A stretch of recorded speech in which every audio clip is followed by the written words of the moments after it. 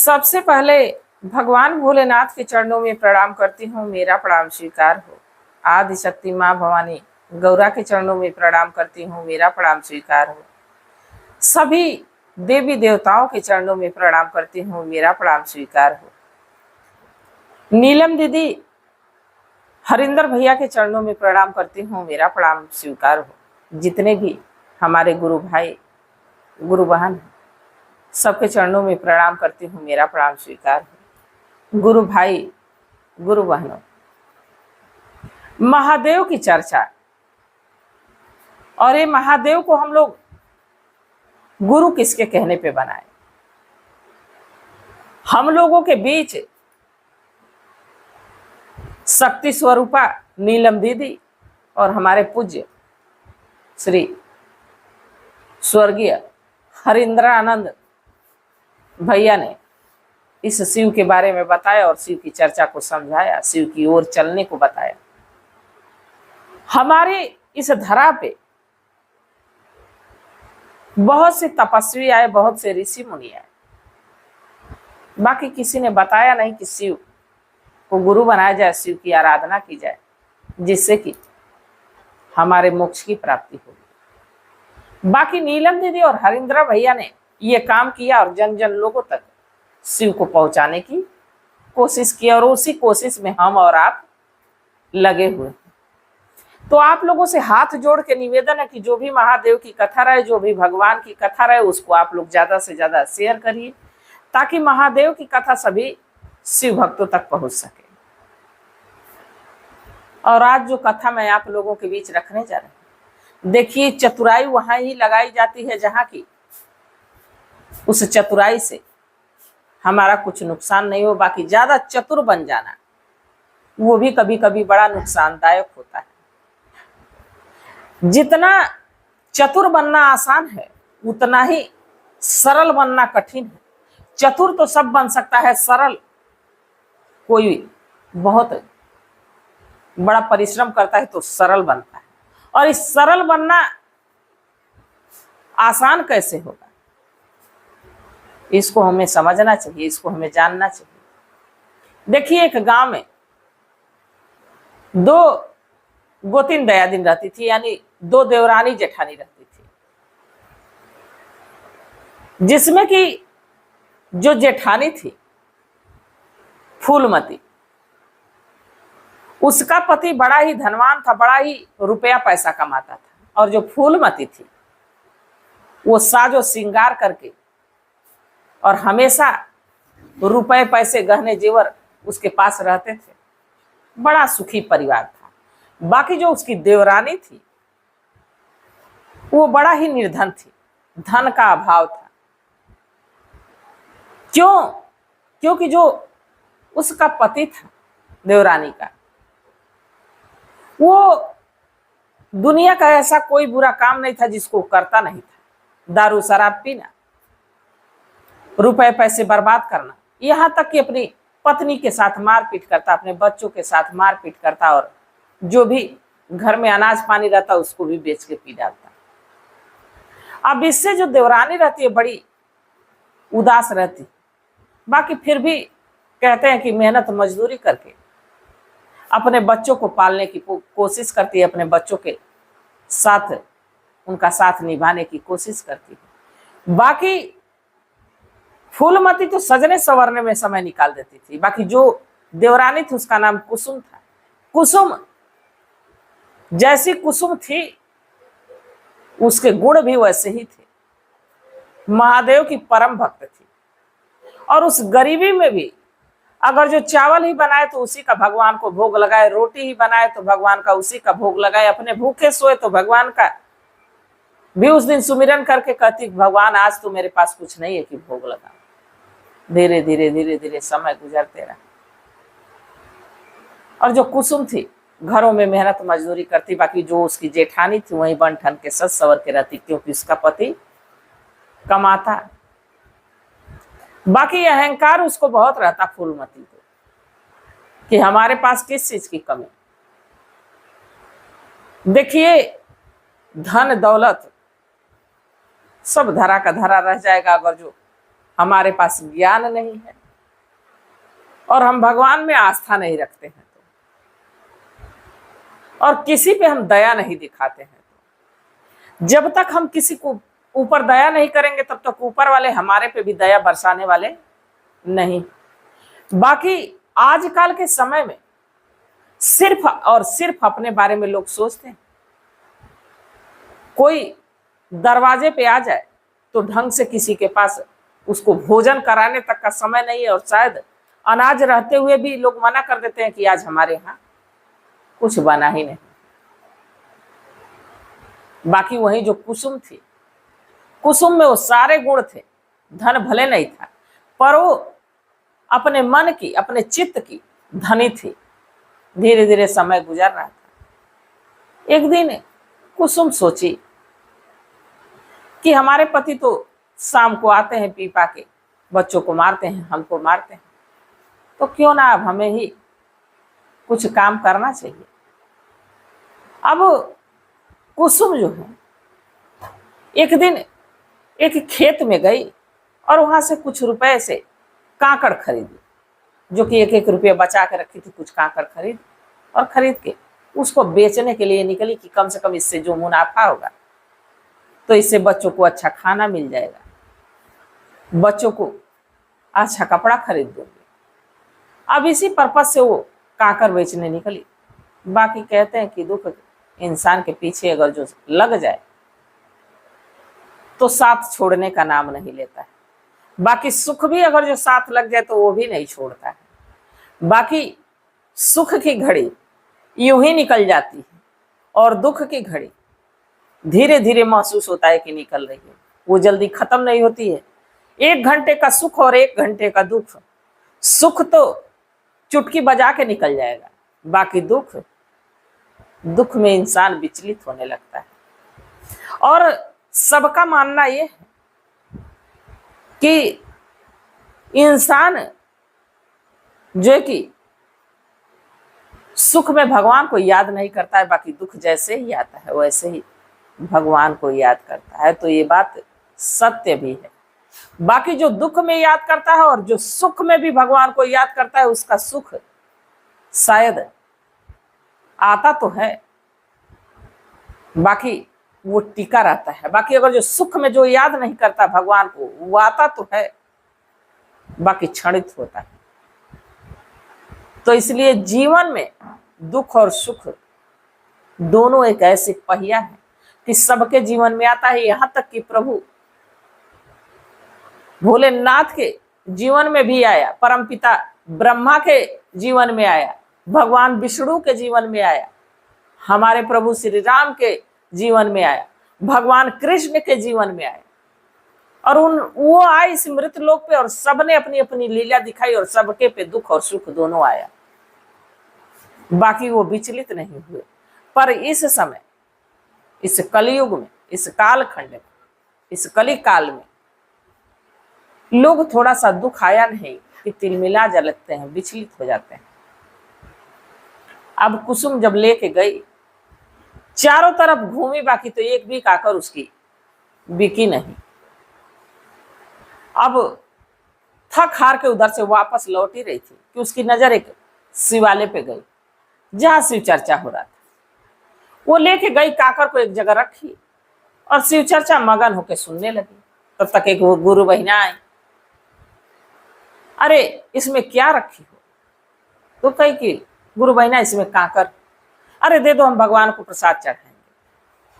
अब एक गुरु बहिना खरीदी, उसके देखे देखे दूसरी खरीदी, तीसरी खरीदी, चौथी खरीदे, इसी तरह तांता लग गया। कुछ ही देर में कुसुम की सारी काकर बिक गई। और कुसुम जितने देर काकर देती, शायद उतने ही देर उसका ध्यान हटता, नहीं तो उसका ध्यान बस प्रभु पे लगा था, ना कि उसका काकर पे ध्यान लगा था और ना ही उस रुपए पैसे पे लगा था कि जो कि मिल रहा था। अब धीरे धीरे दिन बीत रहा है, तभी वहां एक बूढ़ा और एक बूढ़ी आए। और ये बूढ़ा बूढ़ी कोई और नहीं बल्कि भगवान भोलेनाथ और मैया पार्वती थे। जब वहां पहुंचे तो मैया पार्वती कहीं कि अरे बिटिया इसमें क्या ली? तो कुसुम कहती है कि उसमें काकर है मैया। और अब तो बिकी गई है, थोड़ी सी काकर बची, वो भी ठीक ठाक नहीं। मैया कही कि मुझे बड़ा भूख लगा है, बाकी मेरे पास पैसे तो नहीं। कुसुम कही कि मैया पैसे की क्या जरूरत है, आपको भूख लगी, काकर निकाल के दी, खिलाई। और जैसे बूढ़ी मैया खाए उनके पेट में दर्द शुरू, उसी मंदिर के पास लेट गए। कुसुम लगी हाथ से सहलाने। कुछ देर में शिव चर्चा विराम हुआ, प्रसाद मिली। बाकी कुसुम जो है कि बूढ़ी मैया को लेकर परेशान, जैसे सहलाती रही, धीरे धीरे सहलाती रही। कुछ देर के बाद जब बूढ़ी मैया को आराम हुआ तो बूढ़ी मैया की आंख लग गई, बूढ़े बाबा वहीं बैठे। अब कुसुम को ध्यान ही नहीं, सुध ही नहीं कि हमको घर जाना है, हमारे बच्चे इंतजार कर रहे होंगे, वो तो सेवा में लगी थी। अब जैसे ही अंधेरा होने लगता है, बूढ़ी मैया उठती, अरे बिटिया अभी तक तुम यही हो। तो कहती है कुसुम की मैया मैं तो भूल ही गई आपके सेवा करने में कि हमारे बच्चे इंतजार कर रहे होंगे, अब मुझे जाना चाहिए, आप ठीक हो? बूढ़ी मैया कही हाँ बिटिया हम तो ठीक है, पर हमारे पास तुम्हारे कांकर का देने के लिए पैसा तो नहीं, पर हमारे पति देव के पास एक ऐसी भभूत है, तुम ले जाके अपने घर में चारों कोने में उसको छेड़ देना, इससे सारा दुख तुम्हारा दूर हो जाएगा।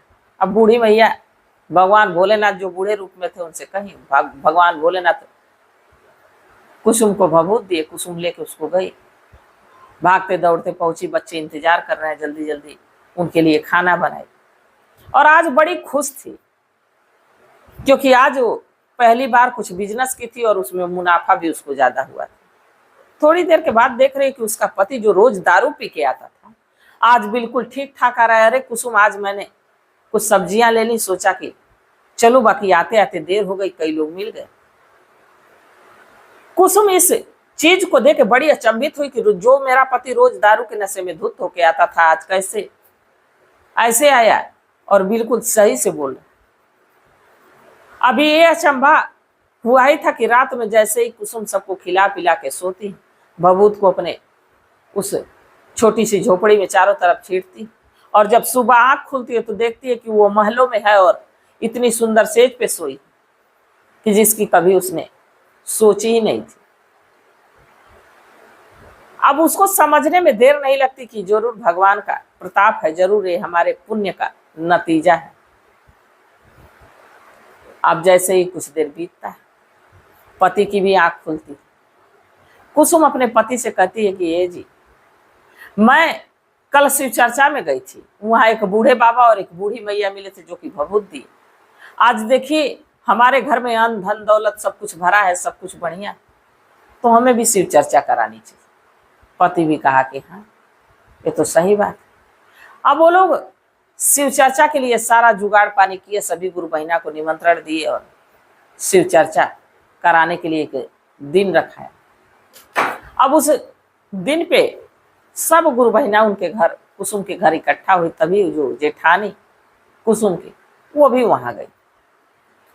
और जब गई तो अपनी देवरानी की ठाट बाट देख के और उसके घर को कि रातों रात इसके पास इतना धन कहाँ से आया कि इतना सुंदर घर, महल जैसे घर, और इसके घर में चारों तरफ देखो तो सोना चांदी हीरा मोती जगमगा रहा है, बर्तन भी चांदी के हो गए।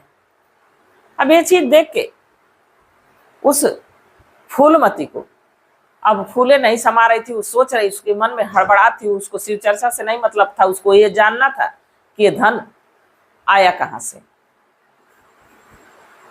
अब इधर शिव चर्चा शुरू, बाकी तो उसका ध्यान शिव चर्चा पे नहीं, उसका ध्यान बस उस धन पे है कि कहां से धन आए।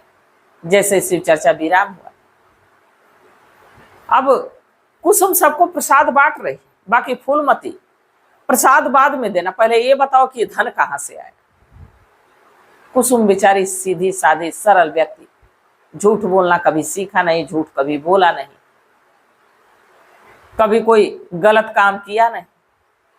यहां तक कि उसका पति इतना दारू के नशे में आता था, रोज मारता पीटता था, फिर भी अपने पति की इज्जत करती थी, सेवा करती थी। वो सारी बात, सारी हकीकत अपनी जेठानी से बता देती। अब जेठानी कहाँ प्रसाद लेती है, अरे प्रसाद का क्या मैं करूंगी। घर पहुंचती अपने पति से कहती है कि कल एक दौरी काकर खरीद के लिया ना, मैं जाऊंगी बेचने। पति हक्का बक्का होके देख रहा है कि भाई ये हमसे मांग रही है काकर हमारे घर में धन दौलत की क्या कमी है कि ये काकर बेचने जाएगी, मना कर रहा है, बाकी वो मानने को तैयार नहीं, नहीं काकर चाहिए। अब उसके कहने पे सुबह में एक दौरी काकर आती है और वो भी उसी तरह लेके पहुंचती उसी शिवालय पे जहाँ की शिव चर्चा हो रहा था। अब जब वहां बैठती तो उसका ध्यान उस काकर पे है कि कब काकर बिकेगी, कब काकर बिकेगी, कब काकर बिकेगी। इसके बाद कुछ देर के बाद वही बूढ़ी मैया बूढ़े बाबा आते। बूढ़ी मैया कहती है बिटिया पेट में बड़ा दर्द हो रहा है, अगर जो भूख लगे कुछ काकर खिला देती। तो जो फूलमती वो कहती कि मैया ये काकर फ्री की नहीं है कि तुमको खिलाऊं, इसमें पैसा लगा है और ये पैसे से ही मिलेगा, पैसा दोगी तो दूंगी, नहीं तो नहीं दूंगी। बूढ़ी मैया कहती है पैसे तो नहीं है। इसके बाद बैठी रहती है, शिव चर्चा विराम होता है। अब जब शिव चर्चा विराम होता है तब तक इधर बूढ़ी मैया के पेट में दर्द होने लगता है। अब फूलमती पेट को सहलाने लगती, बूढ़ी मैया की आंख लग जाती। बाकी फूलमती बार बार उनको जगा रही है, बार बार उनको जगा रही है, बूढ़ी मैया मुझे घर जाना है, उठो, बूढ़ी मैया मुझे घर जाना है, उठो। बूढ़ी मैया कहीं कि बिटिया तुमको घर जाना है तो जाओ, अरे कुछ दे दीजिए। तो बूढ़ी मैया भगवान भोलेनाथ जो बूढ़े के रूप में थे उनको इशारा करती है, वो भभूत निकाल के देते हैं। अब फूलमती लेके घर पहुंचती है, अपने घर के चारों कोनों में छिड़ती है और जो काकड़ रहती है लेके जाके घर रखती है। सारी काकड़ सुबह तक सड़ गई और जो घर था जिसमें भभूत चारों तरफ छिटाई, अब धीरे धीरे उसी दिन से दरिद्रता की शुरुआत हो गई। धन दौलत अगर अलग बर्बाद हो रहा है, पति की तबीयत अलग खराब है, इसकी तबीयत अलग खराब है, सब कुछ धीरे धीरे। कहते हैं कि धन रखा हुआ कब खर्च हो जाए कोई जान नहीं पाता है। अगर जो धन रोज आता रहेगा तो आपको ये एहसास नहीं होगा, बाकी अगर जो धन रखा हुआ है और रोज खर्च हो रहा है तो धन बचने का नहीं, वो धन खत्म ही होने का। अब फूलमती धीरे धीरे कुछ दिनों में जब बर्बाद हो गई तो एक दिन पहुंची अपनी देवरानी के पास, कुसुम के पास, और कही कि ये बताओ कि तुमने ऐसा क्या जादू किया कि मेरा सारा धन दौलत समाप्त हो गया, तुम धनवान हो गई, ये तुम्हारी गलती, तुमने ऐसा किया, मैं तुम्हारे खिलाफ अब पंचायत बिठाऊंगी। अब जो कुसुम है वो परेशान है, फिर कहती है कि बहन तुम्हें तो धन दौलत की कमी नहीं थी, बाकी तुमने छल कपट जरूर किया होगा, कुछ जरूर किया होगा जो भगवान को अच्छा नहीं लगा। तब इस फूलमती को एहसास होता है कि हमने तो गलती की। इसके बाद अपनी देवरानी से क्षमा मांगती है और इसके बाद जो कुसुम वो कहती है फूलमती से कि देखो बहन, क्षमा अगर जो मांगनी है तो शिव गुरु से मांगो, उनकी आराधना करो, उनकी वंदना करो, ताकि वो तुम्हारे गलतियों को माफ करे। फूलमती भी ऐसा कि शिव को अपना गुरु बनाई, उसी दिन से शिव की आराधना पूजा करने लगी। धीरे धीरे दोनों देवरानी जेठानी बड़े खुशहाल रहने लगे। तो कभी छल कपट नहीं करना चाहिए। छल कपट को हम और आप नहीं जान सकते, पर वो तो सदा जानते हैं। हमारे मन में क्या चल रहा है, इस चित्त के भीतर क्या चल रहा है, ये वो जानते हैं। तो इसलिए कभी भी ऐसा कुछ नहीं करना चाहिए जिससे कि भगवान की आत्मा दुखी हो। भगवान तो घट घट के वासी हैं, हम में आप में सब में विराजित हैं। गुरु भाई, गुरु बहनों, आप लोगों को कथा कैसी लगी जरूर बताइएगा। मैं भी महादेव से यही प्रार्थना करती हूँ कि हे भोलेनाथ, हे शिव गुरु, हमारे जितने भी भाई बहन, जितने भी हमारे यूट्यूब फैमिली वाले हैं, सब पे अपनी दया दृष्टि बनाए रखिएगा, इसी कामना के साथ। हर हर महादेव।